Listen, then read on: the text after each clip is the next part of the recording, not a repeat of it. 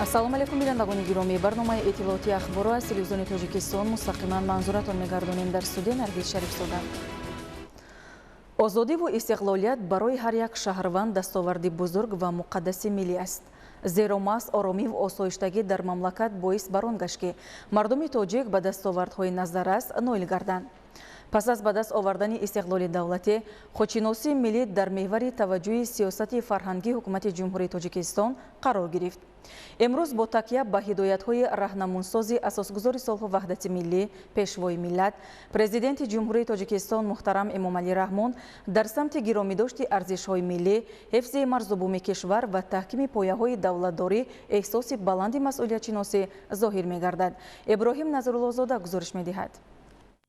дар ҷаҳони муосир хатару таҳдидҳои глобалӣ ва муборизаҳои бепоёни сиёсӣ дар кишварҳои гуногуни олам ба миён омадаанд. ин хатару таҳдидҳои муосир аксари кишварҳои мутамаддини ҷаҳонро фаро гирифтанд ки яке аз омилҳои аслии идомаи раванди мазкур мавҷуд набудани ҳисси ватандӯстӣ ва худогоҳии миллӣ дар замири аҳли башар ба шумор меравад. ватандӯстӣ ва меҳанпарастӣ омили муҳими мубориза алайҳи зуҳуроти номатлуб ва таҳдидҳои замони муосир маҳсуб меёбад. худшиносии миллӣ маҷмӯи ҷаҳонбиниҳо, худогоҳиҳо, арзишҳо, баҳогузориҳо ва муносибатҳое мебошад ки аҳамияти бузурги таърихӣ доштани миллатро инъикос карда мақоми миллатро дар байни дигар қавму миллатҳо нишон медиҳад.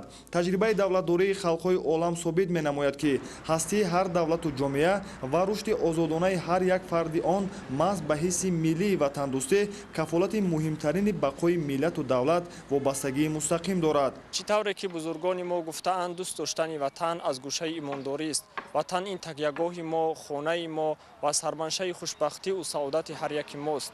ватан доштан некбахтиест ки онро ба ягон маълумотҳои дунё наметавон иваз намуд. мо ҷавонон имрӯз шукргузори онем ки дар чунин як ватани зебои обод зиндагӣ дорем ва худро хушбахттарин ҷавон низ мешуморем.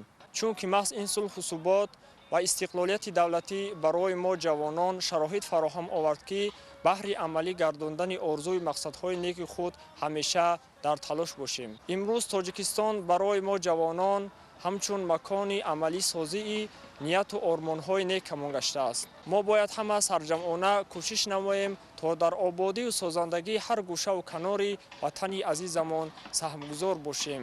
фаромӯш набояд сохт ки мардуми Тоҷикистон масъулияти ҳифзи манфиатҳои миллӣ, таҳкими пояҳои давлатдорӣ, таъмини амнияту суботи кишвар ва ободиву пешрафти мамлакатро ба зиммаи ҳар як шаҳрванди худогоҳу хештаншинос ва ватандӯст вогузор намудааст. тавре асосгузори сулҳу ваҳдати миллӣ, пешвои миллат, президенти ҷумҳурии Тоҷикистон муҳтарам Эмомалӣ Раҳмон қайд мекунанд ки ҷавҳари худшиносии миллӣ аз дӯст доштани ватан, модар, забон, таърих ва арзишҳои таърихиву фарҳангӣ сарчашма гирифта ба ташаккули шахсиятҳои дорои ҷаҳонбинии солиму пешрафта боис мегардад. дар тӯли солҳои истиқлолияти давлатии ҷумҳурии Тоҷикистон бо сарварии пешвои миллат муҳтарам Эмомалӣ Раҳмон чӣ қадар дигаргуниҳои куллӣ дар бобати ба эътидол овардани вазъи сиёсиву иқтисодии мамлакат дарёфт намудани роҳи рушди босуботи иқтисодиву иҷтимоии кишвар ва дар ин асос баланд бардоштани сатҳи зиндагии мардум ба амал омадааст. ҳарчанд ки роҳи тайнамудаи Тоҷикистон дар ҷодаи ваҳдату якпорчагӣ ҳамвору яксон набуд, вале мардуми шарафманди мо ба хотири таҳкими пояҳои давлатдории миллӣ, ҳифзи марзу буми аҷдодӣ, сарҷамъии миллат, густариши фазои сулҳу оромӣ ва тақвияти худшиносии миллӣ саъю талошҳои бесобиқа анҷом доданд ва итминони комил дорем ки насли оянда аз онҳо ҳамчун намунаи ватандориву ватандӯстӣ ёд хоҳанд кард. ҳар як фарди бонангу номус ва худогоҳи ҷомеа бояд ҳамеша дар хотир дошта бошад ки танҳо истиқлолияту озодӣ омили муҳимтарини пойдории давлат ва бақои миллат мебошад ва вазифаи ҳамаи мост ки ба хотири ҳифзу тақвияти ин муқаддасоти миллӣ пайгирона кӯшиш намоем. Иброҳим Назруллозода, Маҳмадсаиди Камол, Мақсади Мақсад, Ахбор. ваҳдати миллӣ асоси ҷомеаи имрӯзу дар оянда рӯ ба тараққӣ дошта маҳсуб меёбад. маҳз устувории ин мафҳум боиси фазои босуботи мамлакат ва рушди он мебошад. бахшида ба таҷлили рӯзи ваҳдати миллӣ имрӯз дар ноҳияи рӯдакӣ чорабинӣ баргузор гардид. гузориши хабарнигорони мо. бахшида ба рӯзи ваҳдати миллӣ дар ҷомоати деҳоти роҳатии ноҳияи рӯдакӣ ҷамъомади тантанавӣ баргузор гардид. дар ин рӯз аз ҷониби сокинони ноҳия намоиши ҳунарҳои мардумӣ ва маҳсулоти кишоварзӣ доир гардид ки меҳмонон аз он дидан намуданд. дар чорабинӣ намояндагони ҳукумати ҷумҳурии тоҷикистон, шоирону нависандагон, роҳбарият ва кормандони ташкилоту муассисаҳо ва сокинони ноҳия иштирок намуданд. зимни суханронӣ масъулин иброз доштанд ки ваҳдати миллӣ ва барқарор гардидани сулҳу субот дар тоҷикистон имконият фароҳам сохт ки барномаву нақшаҳои муҳимтарини иқтисодиву иҷтимоӣ ва ҳадафҳои стратегӣ, истиқлолияти энергетикӣ, баромадан аз бумбасти коммуникатсионӣ ва ҳифзи амнияти озуқавории мамлакат дар доираи ҳадафҳои созанда бо маротиб татбиқ гардида ва ба беҳдошти сатҳи иҷтимоии аҳолӣ заминаи мусоид гузошт. ваҳдати миллӣ заминагузори таъмини зиндагии осоиштаи сокинон бахусус ҷавонон буда ин қишри ҷомеаро зарур аст. гузаштаи таърихи миллӣ аз ҷумла ваҳдати миллӣ бархурдор шуда барои пойдории ваҳдати сартосарӣ, сулҳу субот дар саросари мамлакат пайваста талош намоянд. зеро ваҳдати миллӣ ҷавҳари асосӣ ва моҳияти истиқлолият буда истиқлолиятро бе ваҳдати миллӣ тасаввур кардан имкон надорад. метавон гуфт ки бо шарофати ваҳдати миллии тоҷикистон дар даврони соҳибистиқлолӣ ба пешравиҳои назаррас ноил гардидааст. дар даврони истиқлолият дар асоси сиёсати созандаву бунёдкоронаи асосгузори сулҳу ваҳдати миллӣ, пешвои миллат, президенти ҷумҳурии тоҷикистон муҳтарам Эмомалӣ Раҳмон дар шаҳру ноҳияҳои мамлакат биноҳои баландошёнаи истиқоматӣ, инфрасохтори маишиву хизматрасонӣ ва боғу гулгаштҳо бунёд гардидааст ки имрӯз тоҷикистон ба макони сабзу хуррам ва беҳтарин барои сайру сайёҳати сокинону меҳмонон мубаддал гаштааст. аз ҷумла ноҳияи рӯдакӣ низ дар баробари дигар шаҳру ноҳияҳои мамлакат дар даврони истиқлолият ободу зебо гардида ба пешравиҳои чашмрас ноил гардидааст. баргузории чунин чорабиниҳо дар ҷамоату деҳот имкон фароҳам меорад ки сокинон бахусус ҷавонон бо ҳисси баланди ватандӯстӣ дар пешрафти тоҷикистони биҳиштосо саҳмгузор бошанд. ҳамчунин дар ин рӯз як қатор фаъолон барои саҳм гузоштан дар ободиву пешрафти ноҳия бо тӯҳфаҳо қадрдонӣ гардиданд. воқеан сокинонро зарур аст барои пойдории сулҳу субот саҳмгузор бошанд, зеро ҳамаи тадбирҳои амалӣ намудаи асосгузори сулҳу ваҳдати миллӣ, пешвои миллат, президенти ҷумҳурии тоҷикистон муҳтарам Эмомалӣ Раҳмон ҷиҳати фароҳам сохтани зиндагии шоиста равона гардидааст.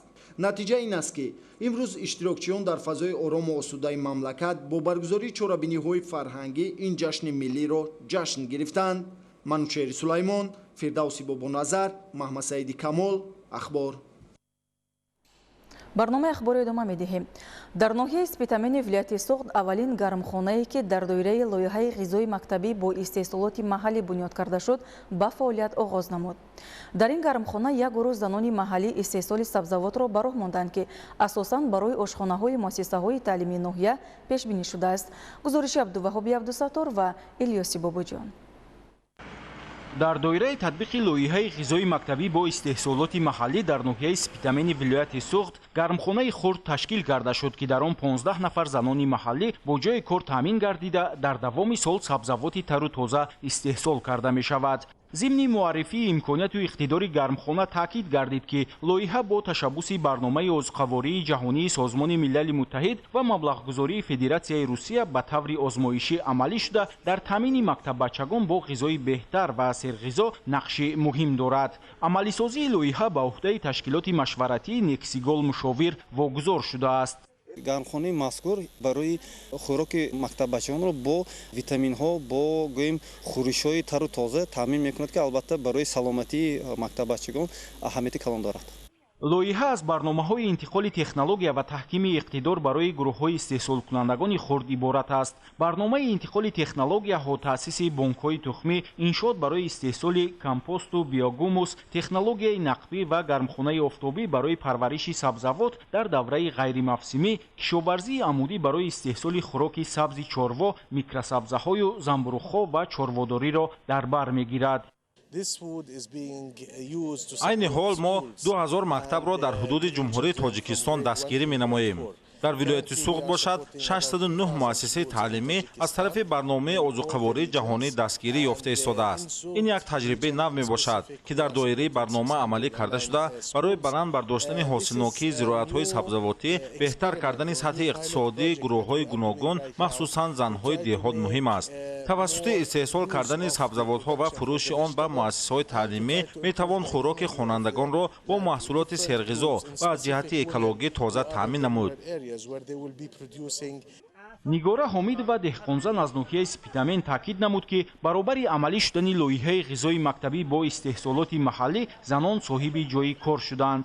Номбурда хурсанд аз он аст ки ҳам кор карда даромади молӣ мегирад ва ҳам таҷрибаву малакаи нав дар соҳаи кишоварзиро соҳиб шуда барои пешбурди зиндагии худ истифода мекунад. бо татбиқи ин лоиҳа парвариши зироатҳои нави барои ғизои солим муҳим аз қабили карафси поядор, гулкарам, замбуруғ ва ғайра ба роҳ монда шуд. барои пешбурди корҳо таҷрибаи пешқадам ва технологияи муосир истифода шуда сармоягузорӣ барои васеънамоии кишти ин намуди зироатҳо сурат гирифт. гармхонаи мазкур барои деҳқонзанони гурӯҳи мақсаднок имконият дод ки новобаста аз фасли сол яъне ин ё он зироатро истеҳсол кунанд. ба монанди масалан помидор, бодарин, кабудиҳо, яъне шаламча ва он маҳсулотҳое ки гуфтам мумкин аст дар ноҳия на он қадар маъмул буд, ин ҳам бошад зироати карами брокколи.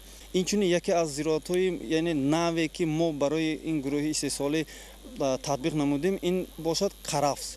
дар доираи лоиҳаи мазкур дар шаҳру ноҳияҳои Бобоҷон Ғафуров, Кӯлоб, Восер, Рашт ва Тоҷикобод низ чунин иншоот барои парвариши зироати кишоварзӣ дар ҳамаи фасли сол ташкил гардида, як қатор мактабҳо бо маҳсулоти кишоварзӣ аз ҷиҳати экологӣ тоза ва серғизоӣ нисбат ба бозор арзон таъмин мегарданд.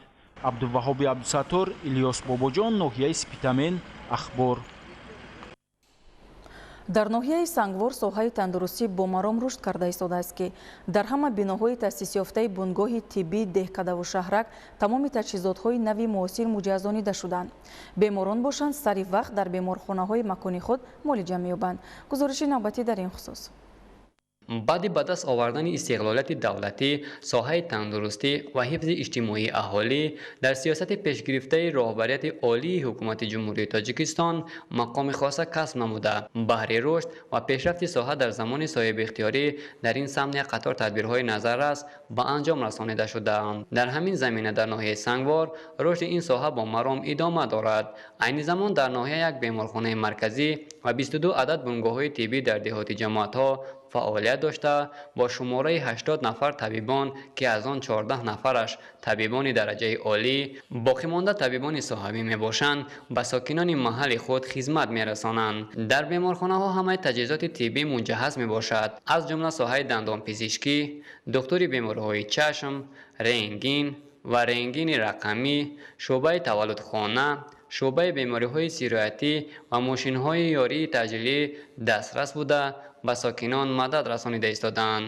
мутахассисони касби ҷамол ба ҷои кор таъмин карда шуда ва техника ва технологияи тиббии замонавӣ дар беморхонаи марказӣ ва бунгоҳи ҷамоатҳои деҳот бо чунин таҷҳизотҳо муҷаҳҳаз гардонида шудаанд ва ба мардум хизмат намуда истодаанд. дар ин давра соҳаи тандурустӣ ва ҳифзи иҷтимоӣ дар меҳвари сиёсати ҳукумати мамлакат қарор гирифта, президенти ҷумҳурии Тоҷикистон муҳтарам Эмомалӣ Раҳмон соҳаро самти афзалатнок ва солимии аҳолиро боигарии давлат ва миллат унвон намуданд. дар давоми 4 соли охир ба муассисаҳои соҳаи бистарикунонӣ ноҳия дар умум ба маблағи 1 миллион 300 ҳазор таҷҳизотҳои тиббӣ дастрас гардонида шуд ки аз он ҷумла дастгоҳи рентгени рақамӣ, дастгоҳи ултрасадои замонавӣ, дастгоҳи тиббии замонавӣ имрӯз ба аҳолии ноҳия хизмати тиббӣ расонида истоданд ки солҳои пешин шаҳрвандон ба ноҳияҳои минтақа ва шаҳри Душанбе муроҷиат мекарданд.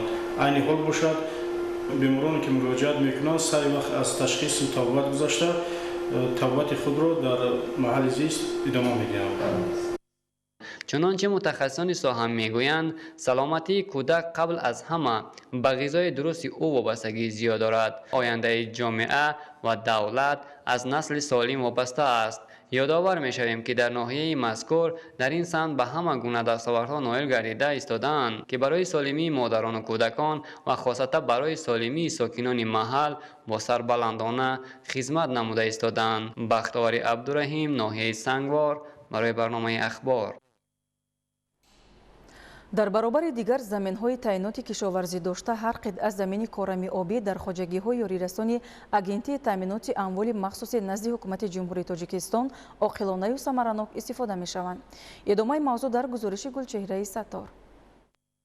خوجگی‌های یاری‌رسانی اگنتی تامینات اموال مخصوصی نزد حکومت جمهوری هر قطعه زمینی در اختیار داشتهشان را ثمره‌ناک و عاقلانه استفاده برده در این زمین‌ها زراعتی را کشت، پرورش و استحصال می‌نمایند که توانند ساختارهای نظامی را با محصولات با صفت استحصالی خودی تامین نمایند. با استفاده از شرایط طبیعی در زمین‌هایی که برای کشت شالی خیلی موافقند، خوجگیداران در زیاده از 200 هکتار زمین شالی کشت نموده مقصد دارند که با رعایت اگروتکنیکای پرورش حاصلناکی این محصولات نیاز اول را بلندتر بردارند. در خوجگی‌های یاری‌رسانی اگنتی تامینات اموال مخصوصی نزد حکومت جمهوری تاجیکستان هر قطعه زمین موافق مقصد و ثمره‌ناک و عاقلانه استفاده می شود. عین زمان ما در خوجگی رخش واقع در ناحیه اشت قرار داریم که خوجگیداران در 240 هکتار زمین شالی کشت نمودند. خوجگیداران در این زمین ها از نوع تخمی محلی کنجه استفاده نمودند که در این منطقه از این نوع شالی حاصل فراوان و با صفت به دست آوردن ممکن است. با مقصد تامین ساختارهای نظامی با محصولات‌های استحصال خودی امسال در خوجگی رخش نزد اگنتی تامینات اموال مخصوصی نزد حکومت جمهوری تاجیکستان 240 هکتار شالی کارده شده که امروز نشونامه خوب دارند. برای بلند برداشتن حاصلناکی امروز علاقه ما اوزقه یکم گذرانیدیم. حرکت می‌نماییم که از هر 1 هکتار زمین تا 35 سانتی حاصل گیریم. در برابر کشت شالی با مقصد با ثمر استفاده شدن هر قطعه زمین کارم آبی کشاورزان پالیزی نیز کشت نمودند. این موضع برای رشد و پرورش چاروا نیز خیلی موافق است و با استفاده از امکان مساعد در خوجگی یاری‌رسانی رخش زیاده از 300 سر اسب یابایی پرورش کرده می شود.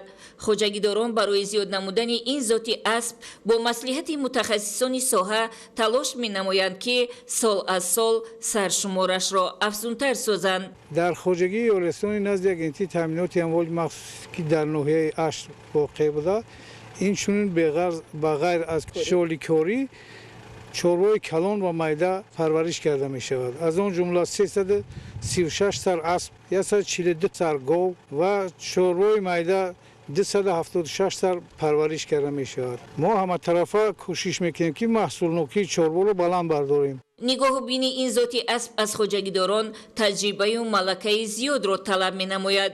بنابراین از امروز برای ذخیره خوراک و به تلف برآوردن چاروا از زمستان از تمام امکانیت استفاده برده برای نگهداری سرشمار چاره‌های عملی می اندیشند. حالا در فرم زیاده از 370 سر مال کلان شاخدار می باشد. در سال جاری ما حاضر در 5 ماه آخر 40 سر گوساله زیاده از 59 تن شیر استحصال کردیم که نظر به سال گذشته از 36 تن 500 کیلو زیاد می باشد. گوساله‌گیری باشد 14 سر از نظر به سال گذشته زیاد. یک روزه استحصال شیر ما زیاده از 650 لیتر می باشد که به هر یک سری مادرگاه جوشای ما 10 لیتری راست می آید. با مقصد بلند برداشتن محصولناکی شیر و گوشت با صفت و تامین ساختارهای نظامی با استحصال محصولات با صفت و از جهت اکولوژی تازه در خوجگی‌های یاری‌رسانی این نهاد متخصصان با تجربه ساحه چارواداری جلب گردیدند که با استفاده از امکان می توانند هم سرشمار و هم استحصال شیر و گوشت با صفت را افزون گردانند. موضوع دیگر در دایره نقشه‌چوربینی‌ها وابسته به سال 2024 سال معرفت حقوقی در شهر و ناحیه‌های ولایت ختلان جهت بلند برداشتن سطح معرفت حقوقی ساکنان صحبت و واخوری‌ها انجام داده می‌شود. گزارش نوبتی در این خصوص.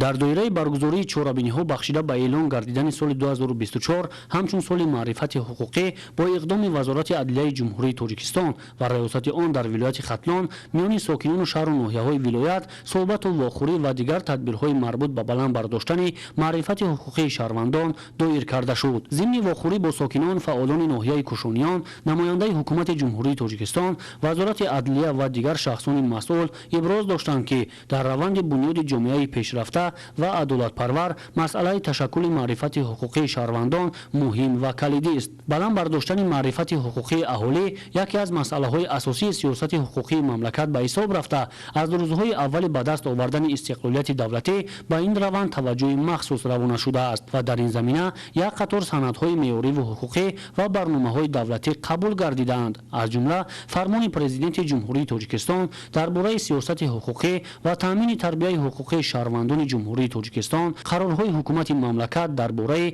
بعضی از چاره‌های بهتر نمودن تربیت حقوقی شهروندان و کار حقوقی در جمهوری، درباره تصدیق کنسپسیای ملی تربیت در جمهوری تاجیکستان، برنامه تعلیم و تربیت حقوقی شهروندان جمهوری تاجیکستان برای سالهای 2020-2030 عملی کرده می شود. در زمان معاصر یکی از نشانه‌های مهم دولتداری این داشتن رمزهای مقدس علی خصوص کنستیتوسیا بوده، محض در آن مسائل مهمترین دولتداری و ارزش‌های اعتراف نموده بشری مستحکم می‌گردد. در برابر این مهمترین ارزش‌های عمومی بشری را محض کنستیتوسیا در خود مستحکم می‌نماید که من بعد در روند قبول و تطبیق قانون‌ها در مد نظر قرار دادن آنها برای سوبیکت‌های وکالتدار دولتی حتمی میباشد. تاکید گردید که برای بنیاد جامعه دموکراتی ضرور است در برابر همه تدبیرهای دیگر بنیادکاری همگان همچون شهروند حقوق و آزادی و وظیفه‌هایشان را خیلی خوب و در سطح ضروری دانند و از آن ثمرناک و پرمحصول استفاده نمایند. همزمان در ادامه همین تدبیر عملی در ناحیه کوشانیان ثبت اسناد حالت شهروندی صحرایی